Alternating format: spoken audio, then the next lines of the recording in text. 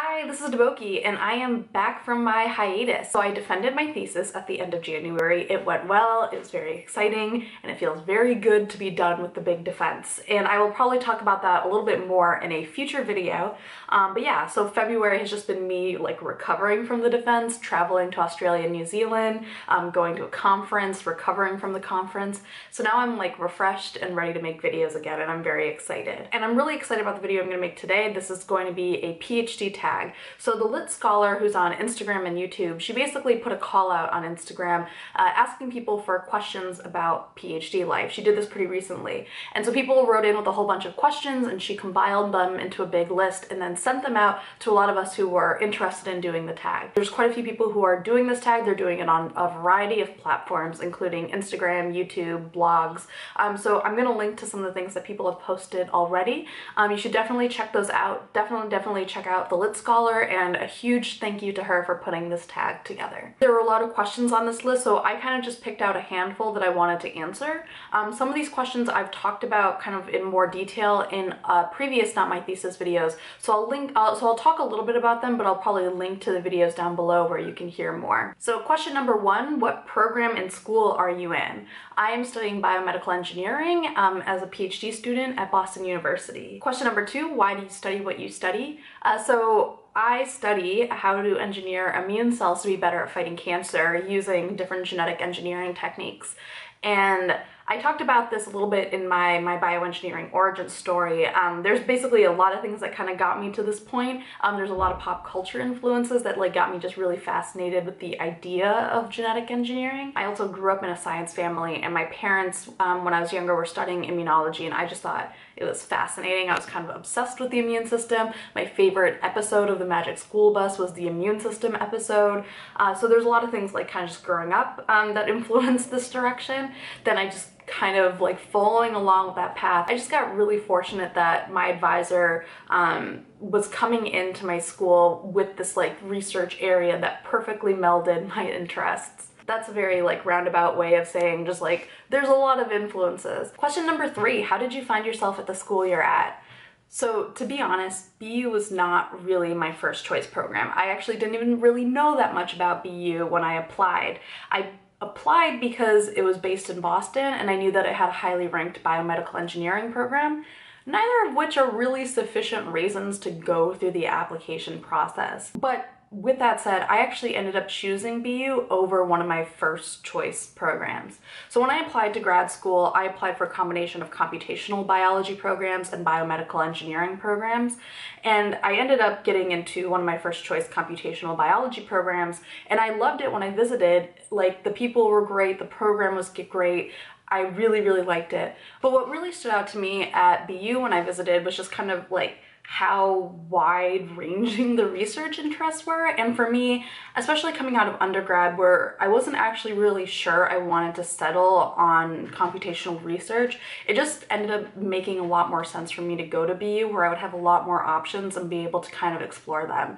And that ended up being definitely the right choice for me, because I did not stay in computational research. I went out into another field, and I am so glad that I made that decision. Okay, question number four. What is one thing you wish you knew your first year of grad school? I don't think it would have made a difference if I like knew this as a first year grad student, because I feel like, you know, the experience is sometimes like the experience of getting to know a thing is like what really makes it stick. So even though I didn't know this at the time, I think I just had to go through the process. But like with that said, I think the one thing I didn't really completely understand as a first year, and that I've really started to understand how important this is, it's just like how to be open with yourself and others about what your interests are. And especially what I think is important is being open about what you want out of grad school. I think especially like for someone like me who went straight to grad school out of college, it's highly likely that you're not quite entirely sure what you want out of this whole experience. You're just kind of going along with, you know, school, which is what you've always done. At least that was my experience. And so you might not necessarily know exactly what you want, and like things can change, but I think the earlier you start to vocalize what it is you're interested in, the easier it is to start kind of getting the ball moving in that direction and figure out if things are working for you or not working for you. For me, I went into grad school kind of like a lot of students, thinking I was sort of like on an academic track,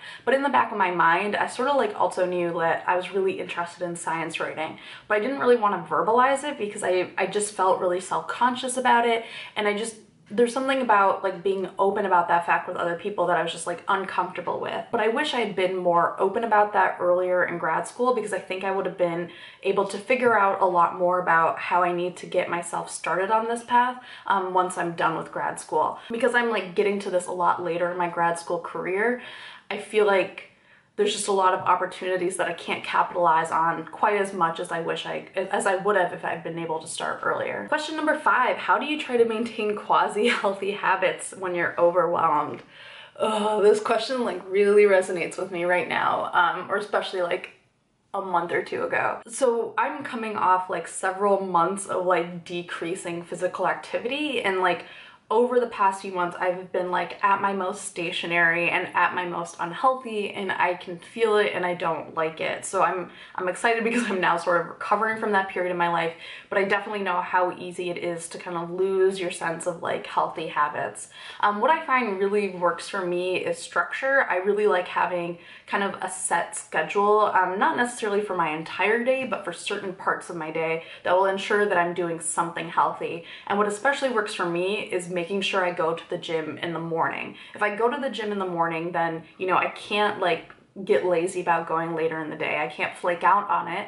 Also, it's like one of those things where when you go to the gym in the morning, I feel like for me at least, the rest of my day is so much better because it's like, I already did something productive and like nothing can take that away from me. And for me also, when I'm working out regularly, I also tend to be just healthier overall. Like I tend to eat healthier, I'm sleeping better. So it's one of those really frustrating things because they're all linked together, and once you kind of disrupt one part of that chain, the other parts get disrupted. At least that was definitely true for me. And like I said, over the past few months, that structure got very disrupted for me in a way that I was very conscious of. I knew it was going to happen. So I was on a really good schedule of working out 5 days a week. For a while I was powerlifting and doing CrossFit, but I got to a point where I knew that my experiment schedule was just gonna not let that happen anymore, and I knew that once my defense started happening, like all of those things came together, it just wasn't gonna happen. And so I think you also need to give yourself some space to like not get upset with yourself if you deviate from that schedule. I think something else that I'm like starting to kind of process now is to not underestimate the value of doing small things. I think something I could have done a little bit better when I was like super stressed out is to let myself at least do like maybe like 5 to 10 minutes of exercise just to get myself moving. Like I was just sitting all the time and it just doesn't feel good. And so I got to a point where like I would basically go to lab just so that I could take breaks to go up and down the stairs, and I think I should have done that more. I think it would have made me feel better. It wouldn't be the same thing as working out regularly, but it would at least be better than being completely inactive. So the next question is also very relevant to this recent period in my life, and this is how to reset on those days when you're not feeling productive. One of the first things to do is to just not get frustrated with yourself. I think you can acknowledge that the situation is frustrating without basically like talking shit to yourself about how terrible you are for not getting anything done. What ends up becoming harder and harder over the course of those kinds of unproductive days is that like the more you don't get done, the more you get paralyzed by everything you think you should have gotten done. And so you might get to a point where it's like 2 or 3 p.m. You're like, all I've done is check Reddit all day. I haven't actually done anything on this list. I'm not gonna get anything done at all, which is not really the right way to look at it, I think. Like at the very least, you should try to get maybe 1 or 2 things done, and that way at least the day has not been completely wasted. But it's really hard to get to that mindset because you're focused on like your big to-do list as opposed to just, you know, maybe I'll just prioritize a few things. And I think on days like that, I think what's important to remember is that when you're not getting anything done, it's not really a sign of laziness most of the time. It's really a sign of you being overwhelmed. And so if you focus less on like yelling at yourself for being lazy and, you know, focus more on like the actual issue, which is that you're overwhelmed by how much you have to do, I think that can become much more productive. So what I started doing is just like making a list of all of the tasks that I needed to do for these various projects. I didn't put them necessarily in my daily to-do list, just like an ongoing projects to-do list. And on those days where I was really overwhelmed, I just went to the projects to-do list and I picked like 1 or 2 small tasks, and I just said, okay, I've got 25 minutes, it's 4 p.m. and I feel like the day is like going by without me getting anything done, but I can sit down for 25 minutes right now and I can get at least this one task done. and I just sat down and did it. And usually what happens is once you start working on that, like it's a lot easier to continue working because you're just getting past that initial mindset of feeling overwhelmed, and you're actually like, your body is getting that inertia to like get stuff done. The next question is, how do you balance time with friends and family? I don't know, friends and family, how did I balance time with you? I think something that I haven't been really always great at is being good at my time commitments. You know, a lot of my friends and family are also PhDs, so I think like people are generally pretty understanding about the time demands, but I feel like, you know, it's probably still not cool to like be vague about the plans you're going to try to make with someone, or to make plans and then maybe not show up on time. Not that I would ever do that, but I mean, I think you have to remember that like interacting with people is a good thing, like it's good for you. Again, something that I'm remembering now that I'm like emerging from my cocoon of defense land. I think my true recommendation, based on like what I've been especially bad at, is to be generous with the buffer time you give yourself, like when you're making plans with people. So what I'm talking about this, like especially from the perspective of someone doing biology experiments. So like, you know, we'll run like these experiments, or we'll be setting things up that might take like a certain amount of time, and based on the protocol, you can usually estimate, you know, how much time that will take.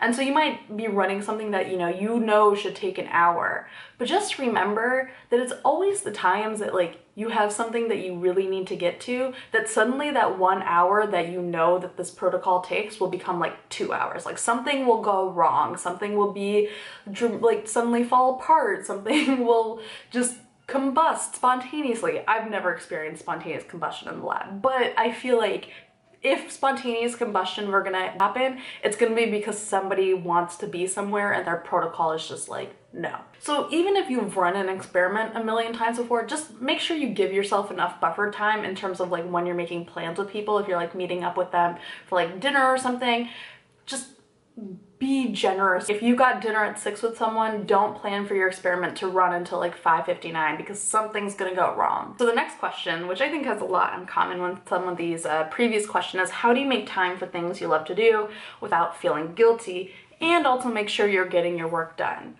So I kind of started a little bit on this in the quasi-healthy habits question, but I'm a huge fan of scheduling and structuring your time as much as you can. I'm not necessarily like down to the minute, but just like having kind of some structure to your day where you know, at this time we'll probably be in lab or I'll be at home, just based on that time of day. I think it's often better for you, and I think it's also better for your work. So the problem with grad school is like, we have these really flexible schedules, and that can lead to some really absurd work schedules.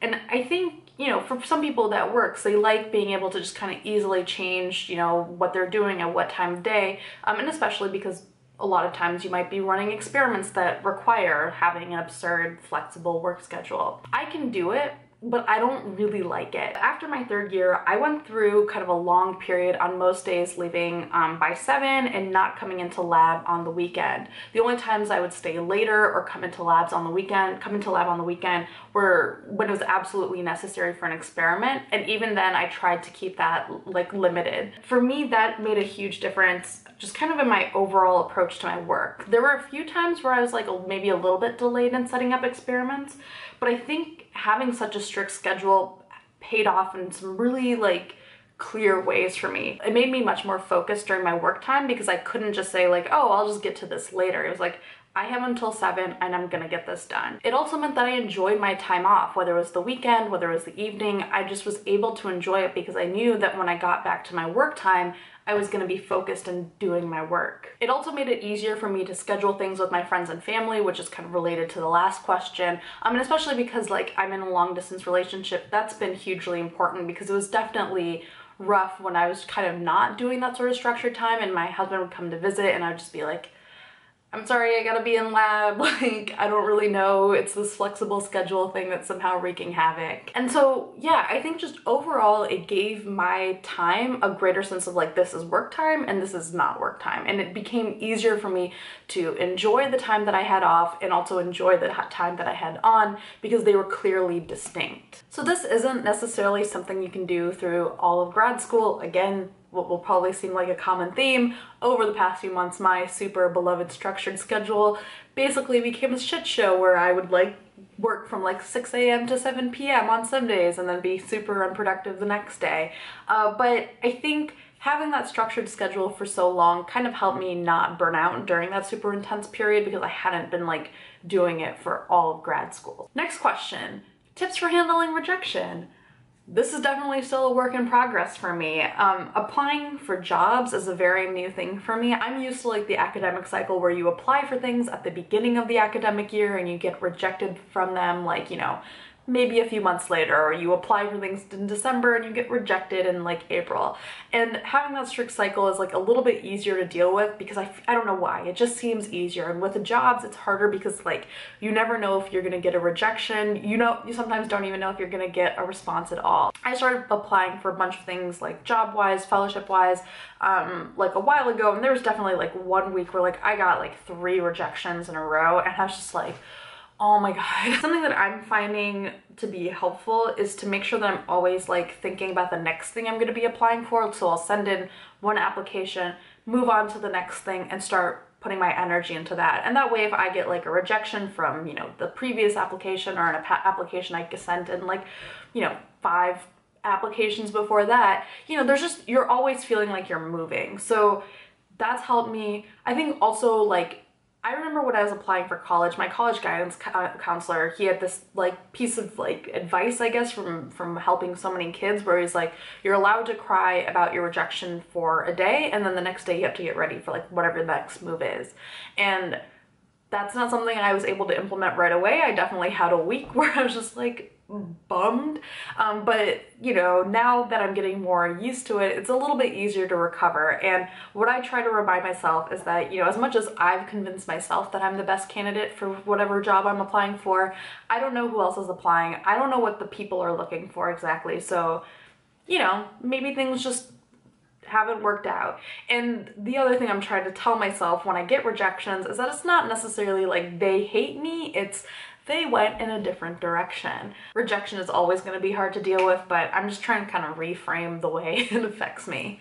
So the next question is, how do you choose an advisor? And this is something I've talked about before in the Great Advisor Search video that I did like way early on in the series, and I'll link to that below. But I just wanted to kind of add a few things. Something that I've noticed from people who are either doing rotations or who are visiting for prospective students weekends, based on the questions that they've asked me about my advisor, I don't think it's a good idea to ask questions that are like, do you like working for your advisor, or is your advisor good, or is your advisor bad?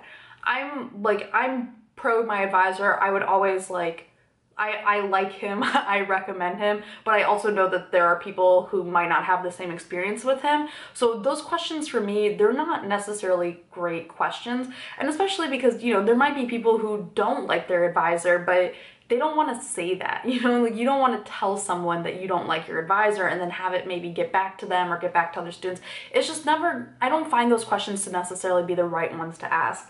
So instead, I'm going to make a few suggestions for things that I think might be better to ask. So for example, I think like something that might be good to ask is, how does your advisor handle disagreement? Do you feel comfortable arguing with your advisor, or is that something that happens in your lab? What is your advisor's involvement in your project? Are they very hands-on? Are they very hands-off?